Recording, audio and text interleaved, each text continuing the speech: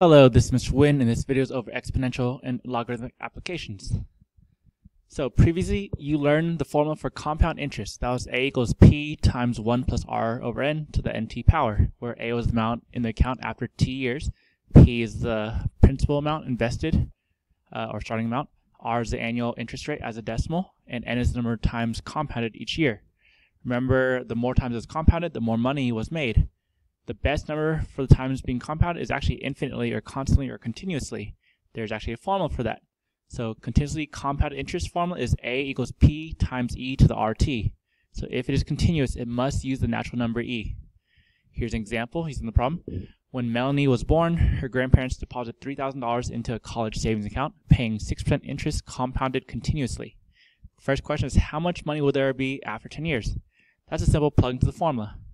So a equals p times e to the rt.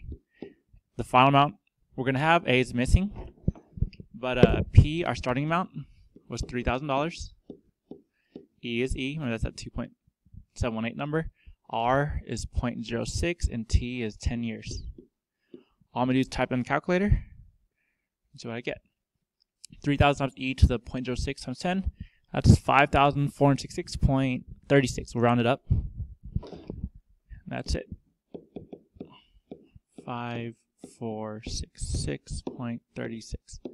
It's about 10 years. It almost doubles, and she's grown up from age 0 to age 10. All right, now the second question is, how long will it take for the balance to reach at least $10,000? So same formula, but now we're trying to solve for time instead of a, the final amount. So a equals p e to the rt. We want to have at least $10,000, so 10,000 is a. That's greater than or equal to the principal, we're starting at 3,000. E is e, and it's a number, not a variable. R is still 0.06, and t is missing.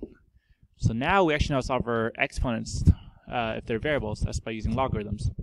So my goal is to log both sides, but I do not log right now, because if I log both sides, that e is still going to be there. I only want to log to get rid of the letter e.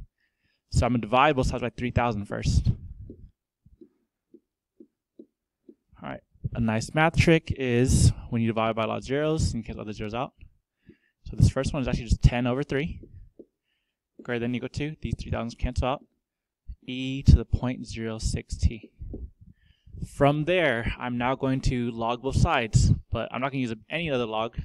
I'm going to do log base e, meaning ln. I'm going to ln both sides. Ln of this fraction is greater than or equal to ln of e to the 0.06t. The nice thing is ln of e cancels out. Ln, or log base e of e, is gone. This technically goes down if you want to bring it like this. With ln of this fraction is greater than or equal to 0.06t. Last thing, to get t by itself, you divide both sides by 0.06. I do not flip the sign because I did not divide by negative, so t is going to be like this. I'm going to type that in the calculator. Here it is. It's going to be 20.07 years. And actually, I have this sign wrong. I should have flipped this in the first place. Yeah, because I want to be above 10,000. There you go. All right, so let me just erase all these signs. All right, so above 10,000. The right side is bigger. All right, so basically, and that's in years. So after about 20 years it'll be 10,000, and if it's more than 20 years, then it'll be more than 10,000. There you go. All right, number 3, our next slide. Besides continuous compound interest, we also have continuous exponential growth and continuous exponential decay. Again, when you use continuous, it has to use the letter e. So the formula uses e and basically the same. So I put the two for y'all to compare. So what we just used was continuous compound interest. A equals p e to the rt. The left side is the final amount. P is the starting amount. E is e. R is the percent. And t is time. Here's the same formula. They just changed the letters around. Y equals a e to the rt. The left side is the final amount. Little a in this case is the starting amount, just like p is the starting amount. E is still e. K is a rate, like a percent. And t is still time. Now, one thing to keep in mind is if it's decay, just make sure you use negative k. I mean, it'll turn negative on its own anyways. but the percent will be less than 1 because it's decreasing. Alright, so let's try it. Scientists use that exact same formula for exponential decay and carbon dating, which we'll see a cool problem in a second.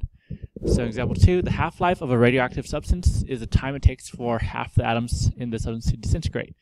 The half-life of carbon-14 is 5,730 years. It takes forever for carbon to go away. Determine the value of K and the equation of decay for carbon-14. So we know the formula is y equals a e to the kt, and it is decay, so let's put negatives right here. Alright, so they didn't give us any starting numbers, they only gave us time. So that's where my tip comes in. When dealing with half-life, if the original value is not given, use 150 for 100% starting and 50% ending. So our ending amount is 50, half of the thing. The starting amount is 100. You can use like 10 and 5 or 1 and 0.5 is your choice. E is still E. We don't know what K is. And T, we know it's 5,730. Alright, from there we have to solve for K. So like that last problem, I'm going to divide both by 100 first, because I get E by itself. So like before, the 0 crosses out. And actually 5 over 10, that's 1/2. That's 0.5. We'll do it like this. 1/2 equals E to the negative K. Oh, let me just put that number. Negative 5,730 K. Now I'm going to ln both sides. You can put 0.5 if you want, but technically it's better to do this fraction. So my ln both sides, ln E is gone, it's just this. Alright, so we have ln of 1/2 or 0.5 is equal to this number times K. Last step, divide both sides by this negative 5,730, negative 5,730. These cancel out. Then we get K. So I did that. K is negative 1.2096, blah blah, times E to negative 4. Scientific notation, in case I don't know, E just means to usually go right or left. If it's positive number, you go right, but since it's negative 4, I go left 4 decimals, so I go 1, 2, 3, 4. So here's where the real decimal goes.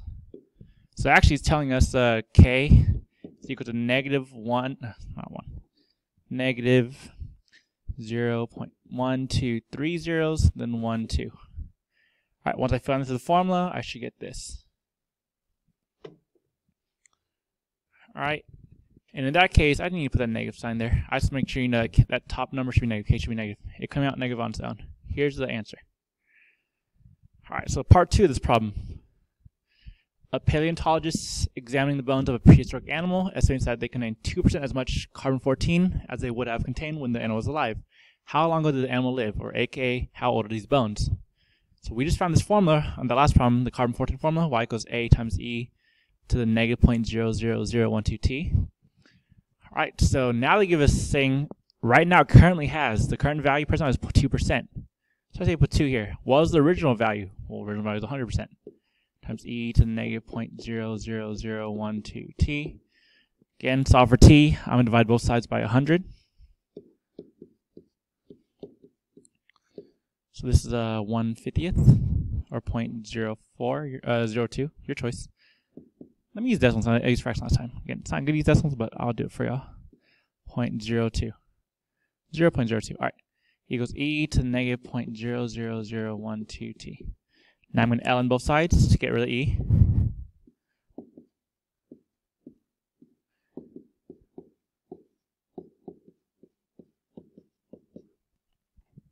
Again, ln E cancels out, so we just have this on the right side. So if ln of this number, 0.02, is equal to negative 0.123012 T. Last step, divide both sides by this decimal, negative decimal, to get T by itself. So this cancels out. So we get T equals this number. Type that in calculator, see what it says. ln of 0.02 divided by negative 0.00012. I get, this is round, this is the whole number. 32,600. 32,600 years. Alright, and this is actually how they find out how old bones are. It also works for like time of death for people and all that stuff. They need body heat. But carbon dating, really cool stuff. Alright, last problem. Just a random E problem. Solve for x in 3 times e to the 4x minus 5 minus 12 equals 15. So remember, I need to bring x down from the exponent. I got to log both sides. I see e in the problem, so I'm going to ln both sides. But right now is the wrong time to do it. You only want to ln both sides when it's one thing on both sides. So first step is I got to move this 12 by adding it. So here's the same problem. 3 times e to the 4x minus 5 equals 27. Then I need to get rid of this 3 by dividing both sides by 3. So that's e to the 4x minus 5 equals, what's that, 9. Now I can ln both sides.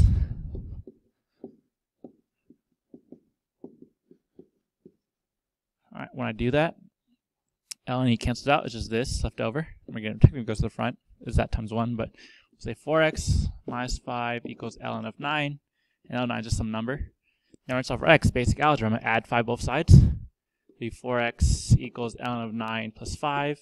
Make sure you know that the 5 and 9 do not combine. 9's being ln, it's stuck in there. 5 is not. You can't say ln 14. That's wrong. Last step, divide both sides by 4.